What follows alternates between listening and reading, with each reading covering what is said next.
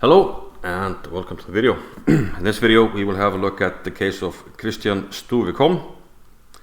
If you're not aware, then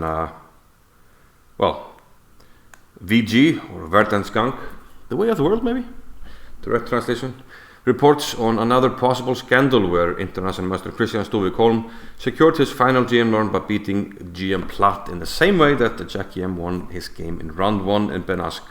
Plat reportedly asked for his contact info the day before the game. Okay.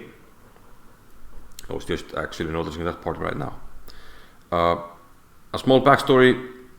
Plat got a slap on the wrist when he joked on Facebook about selling games or something, but claimed it was a joke. That was some while ago. But you know, when things like this pop up, it's hard to claim things are a joke. So yeah, like I said, this is a very curious case, and I was made aware of it at the European Club Cup. I haven't made a video in a few days because, well, the European Club Cup was quite busy. As you can see, I have this nice shirt right here from the European Club Cup, except this is from the year before in Struga, 2021. Nice memento. But yeah, after the tournament, there was a closing ceremony, and got to catch up with a lot of friends. And one of my grandmaster friends showed me this, and they showed me the games. And just like other grandmasters I saw who, got to see this, and they had the same reaction as I did. You know, just a mixture of like shock and just laughing out loud, because this is basically so stupid and so obvious that how did they think they would get away with it? That's what we were thinking. Having said that, I'm trying to be biased and just present information and do with it what you can. So in the first round of the Benasque tournament, V.Plat had the white pieces against the Vera Jimenez. Should be a walkover for the grandmaster, and turned out to be. In only 24 moves, he defeated his lower rated opponent. We had the Philidor, e4 d6, d4 knight f6, e5 knight f3, knight b2 d7. This is the Philidor defense, and here white played a4. Now, to slightly demonstrate what happened, we're going to look at another attempt by white here, which is to play knight g5 immediately. This is a crude attempt, but it doesn't work because black castles. We play this forcing sequence here, takes knight e6. The queen has only one square because the knight hits everything. Queen e8. We have this fork, but at the end of it, the knight is stuck. We could try to get it out with a knight to b5, but then the black pawn can push to a6. Bishop b7 is going to win the knight. So this is the main difference, the fact that we have the move a7, a6 available. After the move that V.Plat played, a4, a5, the pawns can't go backward, so a6 is no longer a possibility. So now this sequence actually works for white, and this is actually a known opening mistake, as pointed out during a series of tweets where Grandmaster Rune Djurhus from Norway pointed this out. 6a5 question mark en kent openingsfelle. It's a known opening mistake. Lobe slå f7 vant Kristian partiet. Yeah, he won the game, since the knight on a8 is not stuck there because of the white pawn on a5 instead of a7. Unusual mistake for somebody rated 25-54. I know V.Plat is a strong player. Having been captain of some Icelandic teams at Olympiads, we faced him many times, and he's been a tough opponent for our team. So, as we'll get to, he's going to fall for this himself. But in this game, he's the one executing this. And now we see that once the knight lands on a8, now it's going to get out. Even though, in this game, V.Plat did not see it, or play it. Knight b5 is immediately winning, because now this knight gets out. In the game, V.Plat played d takes e5, but if he checked the game on his computer, he would see that knight b5 is winning. So de, knight d5. Black could have played knight takes e5 here, and things are slightly unclear, but now white is again on top. But then he lets black off the hook again, and now actually instead of queen b4, bishop a6, it's actually good for black. Now, is this enough to say that Plat thought this was good for black? Well, you be the judge. But let's see the game against the 1800. In the end here, the exchange started to count. The knight got out, and in a few moves, after a few trades, it's simply too much, and black resigned. So that brings us to the 9th round, where Stuvik Holm was playing for the Grandmaster Norm, and he had the white pieces, and as we've seen, they repeated the Philidor, actually the same order, bishop b7, a4, and Plat committed the same mistake as his opponent did in the first round, and he played a5. Same sequence of moves. Well, since he played this, he must have been aware of it. Did he think that this was good for black and didn't check it with the computer? I find that highly unlikely. And of course, Kristian Stuvik played the move knight b5, and now the knight gets out, and black is not doing well. Knight takes e4, white castles, but now the knight is getting out, and the extra exchange is counting for something. Black is trying to get some counterplay, but white easily repels it, and after only 19 moves, black resigns. An easy win for Kristian Stuvik Holm. So naturally, this looks quite suspicious, to say the least. Well, given how things played out, how Plat got this in the first round, how strong Plat is, etc.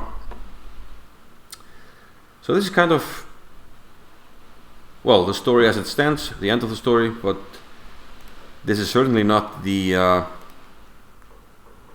beginning of the story. And the beginning of the story is actually many years back, 11 years. And we'll go to a news piece here. And this thing here says that this is 11 years old. And it says, cheating at the Reykjavik Open. There's a news article on the Icelandic, the state TV, where it says a 14-year-old Norwegian chess player was stripped of his prizes at the Reykjavik Open after it was found out that there was cheating. And the cheating was actually, and I believe, mainly because of his father. And they go on to say that, you know, he's one of the strongest Norwegian players at the time, and in the last round he was actually disqualified. And if we look at his game from the last round, we'll see what happened. The last round of the Reykjavik Open in 2012. And we're just going to go to the end of the game, towards the end of the game at least. So his opponent is Thorvar Ólafsson, and Kristian Stuvik Holm with black. Equal rook ending, and the sequence of moves rook c4, king b7, and this looks like a perpetual, which is what happened in the game. But the chief arbiter, based on well, his father having had the position on his phone inside the playing area, disqualified him. And well, so you see the official result is 1-0. Now I was at this tournament, and I remember that there were rumors, people started to talk about it at like every round, and at the time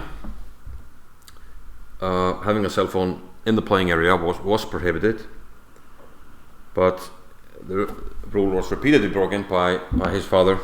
And I even saw him myself many times, slightly outside the playing area, looking very, very deeply into his son's position. Well, I saw a chessboard, so what else was he looking at?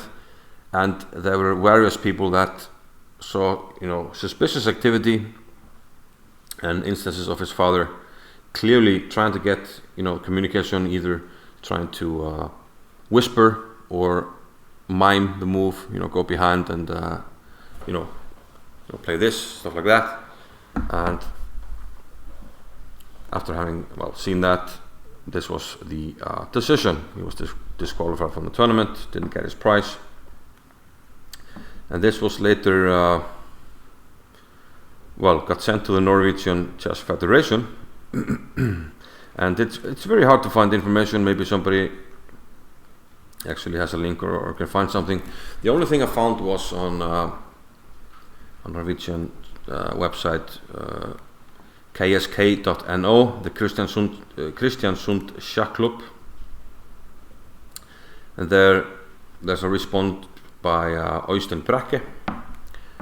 And originally I saw somewhere that originally there was a 3-year ban for the player, but there was an appeal, and in the end I think the charges were dropped and greatly reduced the penalty for the father. I want to add that at the time, and most people here in Iceland believed that and didn't want to be too hard on the boy, because we thought it was his father that was pushing this cheating, alleged cheating, let's say that. So actually 4 years later he came back to the Reykjavik Open. But let's just quickly look at what Øystein Brekke had to say at the time. I'll remove the camera. And he said he read the Central Board's judgment in the case of 24th of April 2012 and a number of attached documents, and something about the appeal. It is worrying to read that the Norwegian Chess Federation passes such a serious sentence against a minor Norwegian chess player and his father on the astonishingly thin basis described from the tournament Reykjavik Open 2012 in the complaint from international arbiter Ríkharður Sveinsson. The fact that the player, in collaboration with an outsider, here his father, uses chess programs to get help during the chess games, in the opinion of the Central Board, involves gross unsportsmanlike conduct. And there's a report about a mouth movement in round 8, which should mean TP1, Turm, I think. That in a position where his calm, almost neutral move is the most natural for most chess players, with a rating of approximately 1,000 and above. Okay, but still you're being whispered moves, which is cheating. But Øystein Brekke adds that Ragnar Holm gave a concrete and, in my opinion, credible account of the accusations against him and his son, and what really happened, including 2 chess positions as tournament leaders in Reykjavik, and after the Central Board's decision was primarily built on. So clearly there was a suspicious case. He got disqualified based on evidence and eyewitness reports. But again, I think this was mostly the fault of his father. So he came back to Reykjavik Open in 2016. But there, and a little bit curiously, he played an opponent that he also played in 2012. So Reykjavik Open 2016, he got the same opponent as in the 7th round, and that was Icelandic Grandmaster Hjörvar Grétarsson. But Hjörvar did not show up to play the game. He forfeited the game. In fact, in 2012, he was really suspicious because of the ongoing accusations and eyewitness reports of the constant worry that his father was whispering moves to him. So Hjörvar was very aware of that when he played him in 2012. He ended up winning that game, but it was a tough game. But he was so sure that the cheating was going on that he actually didn't show up for the game in 2016. Now this is the same Hjörvar that played against Hans Niemann in 2000. This year's Reykjavik Open. So it looks like all these suspicious players seem to end up playing against Hjörvar, which is unfortunate for Hjörvar. So this is kind of the start of the story. A suspicious case when Kristian Stuvik was only 14 years old. But it's also not the end of it. And we'll come right back for that. To continue the story, we're actually going to see where Kristian Stuvik Holm got his international master norms. Now, I will first show you why the tournaments in Kecskemét are considered somewhat suspicious. And even recently there was, well, somebody pointing out that the GM and FM titles that So Q got in Kecskemét, well, the one writing this considered them somewhat suspicious. She gained 572 rating points, scored 38% against Western Europeans, which are the people that come to play these tournaments. Usually it's a double round robin, so Western Europeans, Asian and other female players, with an average rating below 2200, 38%. In the same events, Zhu managed to score nearly 80% against titled players from Eastern Europe, with an average rating above 2300.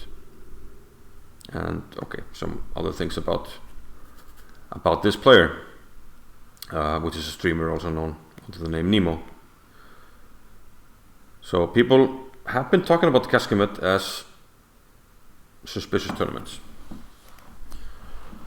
And Kristian Stuvik Holm's norms have come at these tournaments, the IM norms. Now I will show you one of the mentioned tournaments of Kyushu, and there you can see that circled by red, she's getting 2.5 points, not winning a single game against all the people that came to the tournament to play, to gain rating, to try to get a norm. Then she got an astonishing 6 out of 6 against, well, the IMs in the tournament: Pal Kiss, Dimitar Marholev, Sultan Hainal. And in the black circle you can see that all these players, they drew their games. And just to add some background, we'll go now to chess.base, and I've actually pulled up this tournament and sorted it by the moves, the shortest moves. And surprisingly, well, not surprisingly, you'll see that all the games by Marholev, Kiss, and Hainal, they are very short. 8 moves, 8 moves, 11 moves, 11 moves, 12 moves, 12 moves. So all the games where they play each other, it's a short draw. So the problem with these tournaments is very often that the players aren't, well, the players that get paid to play, the IMs, they're kind of cannon fodder, if you will. So they're very often not very interested in the games or in the tournament. And even the tournament organizer, which has passed away, was a very nice guy. I met him many times during tournaments in Europe where he was selling books and he was trying to get people to play his tournament. Sometimes he had to play the tournament himself. It was an IM, and of course he wants the players to do well. So I mean, I'm not saying he was throwing games, but on the other hand, you kind of want him to do well if it's possible. And well, I'm not saying these games are thrown, but let's have a look at 2 games from a tournament where Kristian Stuvik Holm got an IM norm. This is Kecskemét in September 2014, game against Andras Metsaros. And Kristian Stuvik is black. They go down a theoretical line, some accelerated dragon.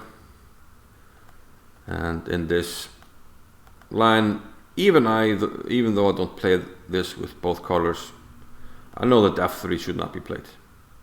And that's what Andras Metsaros did. Kristian Stuvik played queen b6. The game continued queen d2. And now a series of forced moves. Black took on e4. I believe this is quite well known. He took a c6. Kristian Stuvik took the queen.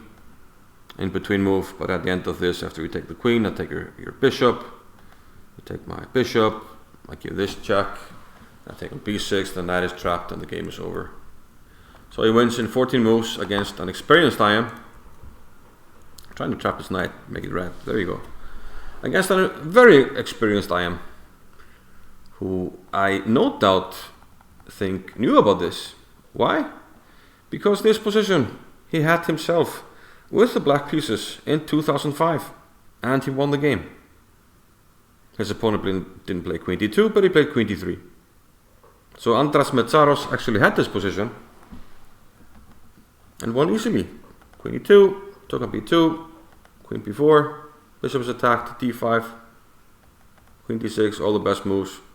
And he won easily. We can look at the moves, but that was quite easy. Bishop e6.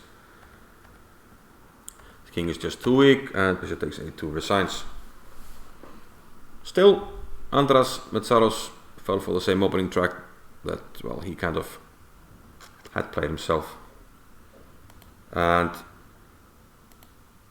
then there's a game against Thomas Erdely. And this could be a blunder. But again, when there's smoke, there's very often fire. And let's find this game. Let's go quickly through the opening. f5, risky play by black here. Knight c3, a6, castles, and now kind of an insane move by Thomas Erdely. But again, this could be a blunder, and I'd like to think so. But when you start seeing a lot of games like this, well, this is actually not the exact same tournament, but this is also in Keskimit. And black is just completely busted up after knight takes g5.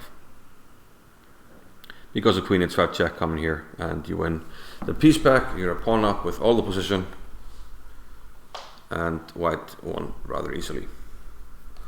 So, these are the facts that I'm presenting. Only facts and sources we looked at on the internet. Actually, almost beyond suspicious what happened at the GM tournament. This old case at the Reykjavik Open, and then all the IM norms are gathered from tournaments that have a reputation of being suspicious, let's just say that. So do with that what you will, but these are the facts that I presented, and yeah, hope to see you soon. There's a lot going on, so we'll be looking at more cheating drama and scandals, and hope to see you soon. Bye bye.